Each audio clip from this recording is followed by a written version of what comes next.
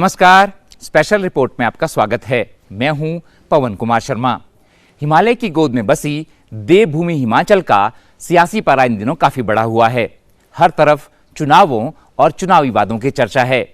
हिमाचल प्रदेश की इस विधानसभा को भी अपने 68 नए सदस्यों का बेसब्री से इंतजार है। विधानसभा के इस परिसर तक कौन पहुंच पाएगा, यह तो भविष्य के गर्भ में छुपा है और हम सबको इसके लिए 8 दिसंबर का इंतजार करना पड़ेगा। लेकिन इस स्पेशल रिपोर्ट के जरिए हम आपको बताएंगे कि हिमाचल प्रदेश चुनाव के दौरान क्या कुछ रहा खास और किन चुनावी वादों और मुद्दों ने जनता के दिल को छुआ। क्योंकि सबसे बड़ा सवाल यही है कि अब की बार आखिर किसकी सरकार। हिमाचल विधानसभा चुनाव के लिए चुनाव प्रचार थम गया है। चुनाव प्रचार के दौरान सभी पार्टियों ने पूरी ताकत झोंकी और मतदाताओं से उनके पक्ष में मतदान करने की अपील की। प्रदेश में बीजेपी की तरफ से मोर्चा खुद प्रधानमंत्री नरेंद्र मोदी ने संभाला।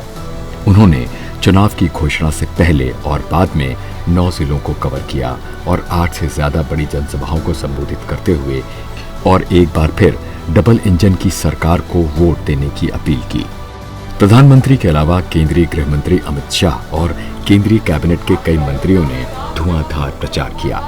दूसरी ओर कांग्रेस की तरफ से महासचिव प्रियंका गांधी ने मोर्चा संभाला और चुनावी रैलियों से बदलाव की अपील की। ये पहली बार है जब कांग्रेस पूर्व मुख्यमंत्री स्वर्गीय वीरभद्र सिंह के बिना चुनावी मैदान में उतरी। वहीं बीजेपी के 2 पूर्व मुख्यमंत्री शांता कुमार और प्रेम कुमार धूमल प्रचार में तो शामिल हुए, लेकिन प्रदेश स्तर पर प्रचार की कमान मुख्यमंत्री जयराम ठाकुर और युवा टीम के हाथों में ही रही। लिहाजा देखना दिलचस्प होगा कि जनता किस पर अपना विश्वास जताती है। हिमाचल की जनता है वो हराती है, जिताती नहीं है। हारेगा वही जो पावर में होगा। और पॉलिटिकल पार्टीज 5 साल कुछ नहीं करती, फिर भी वापस आ जाती है पावर में। तो इसका मतलब कि पॉलिटिकल पार्टीज की वजह से नहीं आती, ये लोग हैं जो चेंज करते हैं। अगर लोगों ने मन बनाया होगा चेंज करने का तो चेंज कर देंगे, चाहे कितनी ही आप वो कर लो। अगर उन्होंने मन नहीं बनाया होगा तो आप कुछ भी कर लो, वो बदलाव नहीं आएगा।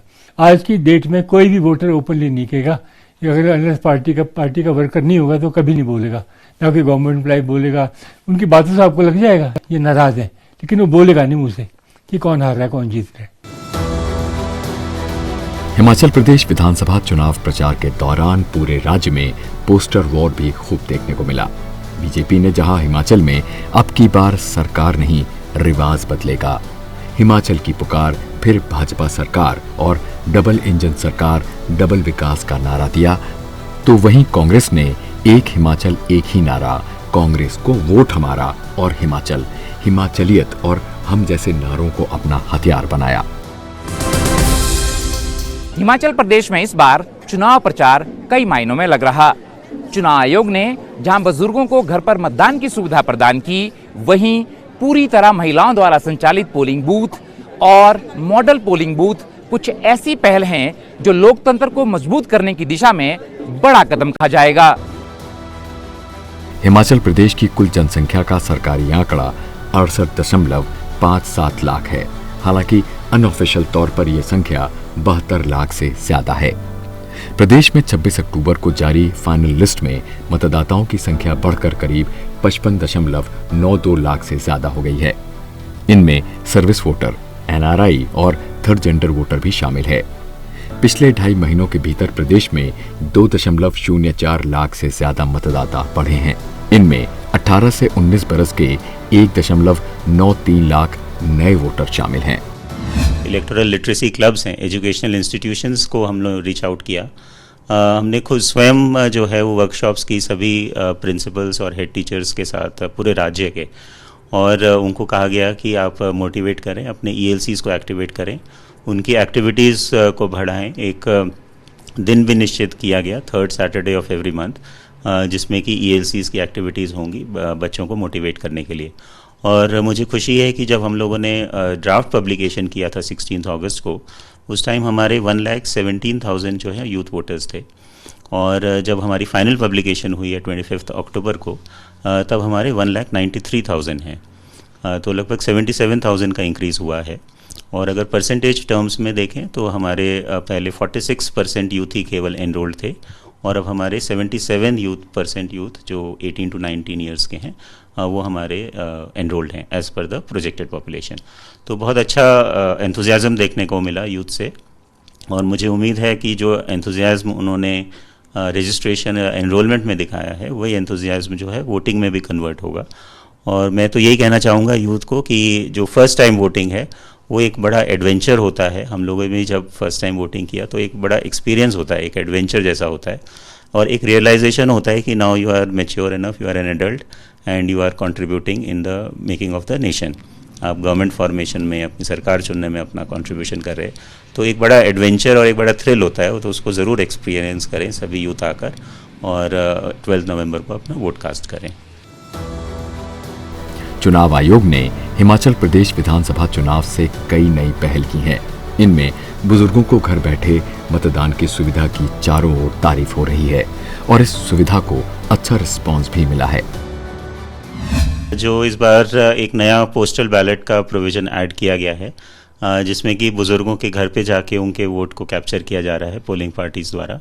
बहुत ही अच्छा रिस्पांस इसमें मिल रहा है। हम लोग 90% इसमें जो हमारे एप्लीकेंट्स थे उसको कंप्लीट कर चुके हैं, और अभी एक सेकेंड मॉपअप एक्सरसाइज होगी तो ये परसेंटेज और ज़्यादा बढ़ेगी। और इसमें बुज़ुर्गों के एंथुजियाज़्म और उनकी हैप्पीनेस देख के बहुत ही अच्छा लगता है, बहुत सुखद अनुभव है कि इतना कुछ लोग तो बहुत समय के बाद अपना वोट कास्ट कर पाए हैं। तो एक बहुत अच्छा प्रावधान किया गया है कमीशन द्वारा, और इसको हिमाचल में पूरा अच्छे तरह से इम्प्लीमेंट किया गया है। चुनाव आयोग ने मतदाताओं को जागरूक करने के उद्देश्य से चुनाव के कई महीने पहले ही उत्सव नाम से कार्यक्रम मनाना शुरू कर दिया था।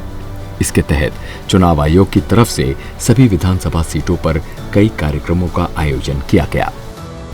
हिमाचल प्रदेश में 12 जिलों के अंतर्गत आने वाली विधानसभा सीटों के हिसाब से आकलन करें तो कांगड़ा में सबसे ज्यादा 15 सीटें हैं। इसके बाद दूसरा स्थान मंडी का है, जहां 10 विधानसभा सीटें हैं। वेटेज के हिसाब से तीसरा स्थान शिमला जिले का है, जिसके अंतर्गत 8 विधानसभा सीटें आती हैं। चंबा, हमीरपुर, सोलन, सिरमौर और ऊना जिले में 5-5 विधानसभा सीटें हैं। वहीं कुल्लू, बिलासपुर में 4-4 सीटें पड़ती हैं। इसके अलावा किन्नौर और लाहौल स्पीति जिलों में 1-1 विधानसभा सीटें हैं। हिमाचल प्रदेश में विधानसभा की 68 सीटें हैं, जिनमें 20 सीटें रिजर्व हैं। रिजर्व सीटों में 17 SC और 3 सीटें जनजातीय वर्ग के लिए आरक्षित हैं। प्रदेश में जातीय समीकरणों की बात करें तो यहाँ राजपूत 37.5%, ब्राह्मण 18%, दलित 26.6%, OBC यानी अन्य पिछड़ा वर्ग से संबंध रखने वाले 16.5% और गद्दी समुदाय से संबंध रखने वाले 1.5% लोग हैं। खास बात यह है कि इस समुदाय के लोग करीब 20 विधानसभा सीटों पर सियासी दबदबा रखते हैं। 2022 विधानसभा चुनाव में बागियों ने बीजेपी और कांग्रेस का पूरा सियासी खेल बिगाड़ रखा है। बीजेपी से टिकट न मिलने के बाद जहां 21 पार्टी नेताओं ने अलग लाइन ली, वहीं कांग्रेस में भी दर्जन भर से ज्यादा बागियों ने ताल ठोकी है। तमाम कोशिशों के बावजूद इन नेताओं ने अपनी पार्टी की नहीं मानी और अपनी चुनावी किस्मत आजमाने मैदान में उतर गए। 5 साल तक जब आप पावर में नहीं होते और पार्टी के साथ आप कार्यक्रम करते हैं, वर्कर्स को उत्साहित करते हैं, तो उनके दिमाग में ये होता है कि 5 साल शायद बाद हमारी बारी आए, हमको टिकट मिल जाए, हम चुनाव लड़ेंगे, और पूरे 5 साल पार्टी के लिए काम करते हैं। लेकिन ऐन मौके पे जब टिकट आवंटन की बारी आती है तो आप किसी तीसरे आदमी को, जिसका संस्था से कोई ज़्यादा संबंध नहीं है, उसको टिकट देते हो तो उनके अंदर गुस्सा है। और इस बार पहली बार हुआ है कि इतने लार्ज स्केल में इतनी ज़्यादा लोगों ने पार्टी के खिलाफ चुनाव लड़ने का ऐलान किया है। हर आज़ादी, और ये ठीक है, बहुत सारे उसमें से ऐसे हैं जिनको भी बहुत ज़्यादा असर नहीं होगा, क्योंकि 5-6 हज़ार वोटें लेंगे, लेकिन जहाँ पर जिनमें बहुत कड़ा मुकाबला है उन सीटों में फर्क पड़ जाएगा। हिमाचल प्रदेश में इस बार दोनों मुख्य राजनीतिक दलों बीजेपी और कांग्रेस के मैनिफेस्टो काफी चर्चा में रहे। महंगाई और बेरोजगारी को लेकर दोनों पार्टियों ने कई लोक लुभावन वादे किए। प्रदेश की महिलाओं के लिए बीजेपी ने पहली बार जहां स्त्री शक्ति संकल्प पत्र जारी किया, वहीं कांग्रेस ने महिलाओं के लिए हर महीने 1500 रुपए देने की गारंटी दी है। अब देखना यह है कि क्या सरकार बनने के बाद ये वादे धरातल पर उतर पाते हैं। हिमाचल प्रदेश में बीजेपी ने जहां अपने घोषणा पत्र को संकल्प पत्र का नाम दिया है, वहीं कांग्रेस ने अपने मैनिफेस्टो को प्रतिज्ञा पत्र की संज्ञा दी है। बीजेपी ने उत्तराखंड की तरह हिमाचल प्रदेश में समान नागरिक संहिता लागू करने का वादा किया है। वहीं कांग्रेस का पूरा फोकस कर्मचारियों की नाराजगी को कैश करने का है। कांग्रेस ने जहां पहली कैबिनेट में ओल्ड पेंशन स्कीम ओपीएस को बहाल करने की गारंटी दी है, वहीं बीजेपी ने ओपीएस के लिए कमेटी बनाने और मुलाजिमों की सैलरी में विसंगतियों को दूर करने का वायदा किया है। प्रदेश में बढ़ती बेरोजगारी की समस्या को कम करने के लिए कांग्रेस ने 5 साल में 5 लाख और बीजेपी ने 8 लाख नौकरियां देने का वादा किया है। बीजेपी सरकार जहां हर महीने सभी लोगों को 125 यूनिट बिजली दे रही है, वहीं कांग्रेस ने हर महीने 300 यूनिट तक बिजली फ्री देने की बात कही है। बीजेपी ने 6,000 रुपए की किसान सम्मान निधि के अलावा प्रदेश के किसानों को 3,000 रुपए अतिरिक्त देने की बात कही है। लेकिन बड़ा सवाल यही है कि 65,800 करोड़ रुपए के कर्ज में डूबा हिमाचल प्रदेश मुफ्त की राजनीति का खर्च कैसे पूरा करेगा? फ्री वादी वाली बात है, हर चुनाव में हर पार्टी करती है, लेकिन अब की बार आपका कहना ठीक है, एक बहुत ज़्यादा लार्ज स्केल में कर दिया है, कंपटीशन हो गया कि कौन ज़्यादा वो करेगा। और जनता को भी पता है कि वायदे की इम्प्लीमेंट होंगे कि नहीं होंगे, वो भी इनको बहुत गंभीरता से नहीं ले रही। और जो कर रहे हैं वो भी इतने गंभीर नहीं है, उनका तो सिर्फ चुनाव जीतने का लक्ष्य है, उनका और कोई लक्ष्य नहीं है। अब कल को जब इनके बाद जब सबको पता है कि खजाना खाली है, फाइनेंशियल जो वित्तीय स्थिति बहुत ख़राब है, उसके बाद भी इतने बड़े वायदे करने के बाद वो कैसे पूरे होंगे? क्योंकि जो वायदे कर रहे हैं उनसे किसी ने पूछा नहीं कि तुम इनको पूरा कैसे करोगे। वायदे करने से ही चुनाव जीता जाता है, जो पार्टी सबसे ज़्यादा वायदे करती है वो सबसे ज़्यादा जल्दी जीतेगी, पर ऐसा होता नहीं है। हकीकत में ये होता है कि जिसके लिए जनता ने मन बनाया होता है उसी को ज़्यादा समर्थन मिलता है। हिमाचल प्रदेश असेंबली इलेक्शन में बेरोजगारी सबसे बड़ा मुद्दा बनकर उभरी है। हिमाचल में 8 लाख से ज्यादा पंजीकृत बेरोजगार हैं, हालांकि अनाधिकारिक आंकड़ा 12 लाख से ज्यादा है। अक्टूबर महीने के अंत में आई centre for monitoring Indian economy यानी CMIE की रिपोर्ट के मुताबिक हिमाचल प्रदेश में बेरोजगारी दर 9.2% है, जबकि राष्ट्रीय स्तर पर यह आंकड़ा 7.9% है। यानी हिमाचल में बेरोजगारी राष्ट्रीय औसत से 1.3 गुना ज्यादा है। प्रदेश में पर्यटन, बागवानी और पावर सेक्टर में रोजगार की अपार संभावनाओं के बावजूद 9% से ज्यादा बेरोजगारी दर प्रदेश के भविष्य के लिए अच्छे संकेत नहीं है। देखिए सर, जो यूरोप है सर, इंडिया में हमारे को ऐसी एजुकेशन की जरूरत है जो सर R&D पे फोकस करे, रिसर्च एंड डेवलपमेंट पे। वहाँ पे सर फेसबुक बना रहे हैं, वहाँ पे सर मेटा बना रहे हैं लोग। यहाँ के लोग क्या पढ़ रहे हैं आज भी? हिस्ट्री, वो कब आया था, ये कब आया था, या फिर ग्लोरी ऑफ द हिस्ट्री में डूबे हुए हैं। सर R&D में एक फेसबुक में वहाँ पे मार्क जुकरबर्ग बनाता है, एलोन मस्क जैसे लोग वहीं क्यों पैदा हो रहे हैं, इंडिया में क्यों नहीं? रिसर्च एंड डेवलपमेंट में लेके हम कहाँ से इनोवेटिव हो सकते हैं, वैसी एजुकेशन की हमारे को सर आज जरूरत है इस यूनिवर्सिटी में। और दूसरा वो बोलते हैं कि एम्प्लॉयमेंट देंगे। सरकारी नौकरी में सर युवा इसलिए जाना चाहता है क्योंकि उसको सर सिक्योरिटी है कल को अपने फ्यूचर के लिए। सर आपको पता है प्राइवेट सेक्टर में सर एक्सप्लॉयटेशन होता है, वहाँ पे कोई वर्किंग आवर्स फिक्स नहीं है। सरकारी नौकरी ओरिएंटेड होना, मुझे लगता है इस चीज़ का कभी भी एक सॉल्यूशन नहीं हो सकता। आप देखिए हिमाचल प्रदेश जो है वहाँ खेती बाड़ी बहुत अच्छे लेवल पर होती है। अगर हम इस चीज़ को प्रमोट करेंगे तो किसान को भी तो रोजगार है, उसकी खेती बाड़ी भी तो उसके लिए रोजगारी है। आप क्यों सरकारी नौकरियों के ओरिएंटेड होना चाह रहे हैं? तो उस तरह से तो बेरोजगारी कभी खत्म नहीं होगी। इस समय सबसे बड़ा मुद्दा कोई है, 50% मुद्दा है जो रिसर्च के माध्यम से सामने आया, वो बेरोजगारी है। बेरोजगारी आप देखिए पिछले 5 सालों में मात्र 6,500-7,500 हजार जो आंकड़ा है, आधिकारिक आंकड़ा है सरकारी नौकरियों का। ये कि बेरोजगारी एक बहुत बड़ा मुद्दा है हिमाचल के लिए नहीं, पूरे भारत के लिए। लेकिन हम बेरोजगारी को दूर करने के लिए क्या देखते हैं? हमको सोल्यूशन देखने चाहिए। सभी को सरकारी नौकरी देना संभव है, ये नहीं हो सकता है। हमको कहीं ना कहीं स्वावलंबन की ओर बढ़ना पड़ेगा, कहीं ना कहीं स्टार्टअप्स की बात करनी पड़ेगी, तभी हम बेरोजगारी को दूर कर पाएंगे। और वो होगा कैसे? जब हमारी स्किलफुल एजुकेशन होगी। ठीक है। और दूसरी बात, जैसे अभी की सरकार जो 5 लाख बता रही है, पार्टीज बता रही है कोई 8 लाख, ये कुछ नहीं होने वाला है। हम किसी को, सभी को सरकारी नौकरी नहीं दे सकते। हमको कहाँ जाना है? स्वावलंबन की ओर जाना है। हिमाचल प्रदेश में ओपीएस यानी ओल्ड पेंशन स्कीम का मामला पूरे चुनाव प्रचार के दौरान गरमाया रहा। दरअसल हिमाचल प्रदेश को कर्मचारी राज्य कहा जाता है। यहाँ की सभी विधानसभा सीटों पर 5 से 15 हजार पदों की शिफ्टिंग कर्मचारियों पर निर्भर करती है। माना यह भी जाता है कि हिमाचल में हर बार कर्मचारी ही सरकार बनाते या बदलते हैं।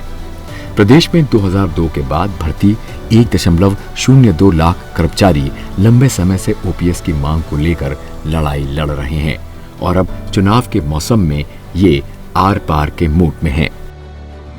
मुझे लगता है जो एम्प्लॉइज के लिए जो सबसे बड़ा जो एक डिसाइडिंग फैक्टर होता है इस चुनाव में, मुझे लगता है वो ओपीएस का मुद्दा है, क्योंकि ओपीएस में हमारे पास 2.25 लाख लोग हैं जो एनपीएस में आते हैं और वो सिर्फ उन 1.25 लाख लोगों के ही विषय या उनसे ही जुड़ा मुद्दा नहीं है, वो कहीं उनके परिवार से जुड़ा मुद्दा है, वो कहीं उससे समाज से जुड़ा मुद्दा है और उनका सबसे बड़ा जब वो रिटायरमेंट के बाद जाएगा उनके स्वाभिमान से भी जुड़ा मुद्दा है, ऐसा मुझे लगता है।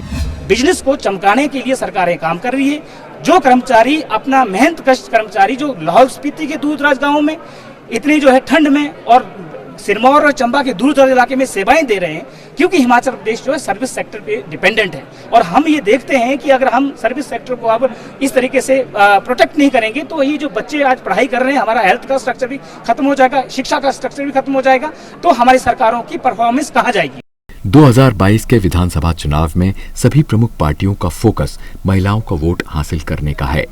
एक और कांग्रेस ने जहां महिलाओं को हर महीने 1500 रुपए देने का वादा किया है, वहीं बीजेपी ने पहली बार स्त्री शक्ति संकल्प पत्र निकाला है। इस पत्र में महिलाओं को नौकरियों में 33% आरक्षण, छात्राओं को साइकिल और स्कूटी देने, गर्भवती महिलाओं को 25,000 रुपए की धनराशि देने, 3 मुफ्त सिलेंडर देने, हिम केयर के अंतर्गत कवर न होने वाली बीमारियों के लिए महिलाओं को स्त्री शक्ति कार्ड देने और बीपीएल परिवारों की बेटियों की शादियों के लिए 51,000 रुपए देने का वायदा किया है।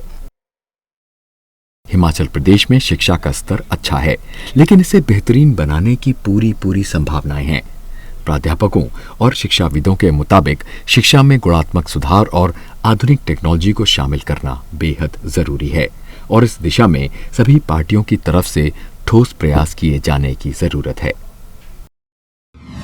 हिमाचल प्रदेश की अगर हम बात करें तो प्रत्येक सरकार जो है वो शिक्षा के क्षेत्र में पुरजोर प्रयास जो है वो करती रही है। आज हिमाचल प्रदेश में विधानसभा का चुनाव हो रहा है। प्रत्येक दल ने घोषणा पत्र में जो है वो चाहे प्राथमिक शिक्षा की बात हो, माध्यमिक शिक्षा की बात हो, उच्च शिक्षा की बात हो, कहीं ना कहीं उन्होंने अपने घोषणाओं में जो है वो कुछ वादे किए हैं। तो प्राथमिक शिक्षा में अध्यापकों का बात है, अध्यापक जो कमी है या अध्यापकों की ट्रांसफर पॉलिसी की बात है या उसमें जो कुछ नीतियों की बात है, तो उसके ऊपर सभी वर्ग चाहते हैं कि हमें उसका जो है वो लाभ मिलना चाहिए। उसमें चाहे सैलरी की बात हो, पेंशन की बात हो, बहुत से मुद्दे हैं जिनके ऊपर जो है वो सभी शिक्षा के क्षेत्र में जो है वो जुड़े हुए हैं। सिर्फ घोषणाओं से काम नहीं चलेगा, हमें शिक्षण संस्थानों को आज स्मार्ट रूमों से जोड़ने की आवश्यकता है। मैंने घोषणा पत्र पढ़ा, उसमें ये वादे किए हैं, लेकिन कहां तक वो दल जो है वो जो भी सत्ता में आता है वो कहां तक उस पूर्ति में जो है वो जाता है। फ्रीबीज क्या कर रही हैं कि जो एक सेम लेवल है पॉलिटिक्स का प्लेइंग ग्राउंड जो है उसको जो है कहीं ना कहीं फ्रीबीज वो डिस्टर्ब कर रही है। तो जैसे कांग्रेस बोल रही है कि हम 1500 देंगे, बीजेपी बोल रही है हम स्कूटी देंगे। एचपी जो है एक ग्रीन स्टेट है, तो इससे क्या होगा कि हमारी सरकार ने अभी वो साइन किया था MOU वटएवर जो भी था, तो उसमें था कि 2070 आई गेस 2070 और 2060 में मतलब जो कार्बन एमिशन है उसको नीचे लेके आएंगे। तो अगर हम इस तरह की चीजें फ्री में देते रहेंगे तो वो जो हमारा टारगेट है वो अचीव जल्दी होने वाला नहीं है। सत्तारूढ़ बीजेपी को उम्मीद है कि हिमाचल प्रदेश में इस बार रिवाज जरूर बदलेगा और यूपी उत्तराखंड की तरह हिमाचल प्रदेश में भी मिशन रिपीट सफल होगा। वहीं मुख्य विपक्षी पार्टी कांग्रेस का दावा है कि देवभूमि की जनता परिवर्तन के नियम को जरूर कायम रखेगी। फिलहाल दावों और प्रतिदावों के बीच अच्छी और बड़ी बात यह है कि लोकतंत्र के इस उत्सव में हिमाचल के मतदाताओं ने बढ़ चढ़कर हिस्सा लिया। आप हमारे इस कार्यक्रम को संसद टीवी के YouTube चैनल पर भी देख सकते हैं। फिलहाल इस खास पेशकश में मेरे साथ इतना ही। मुझे दीजिए इजाजत, आप देखते रहिए संसद टीवी।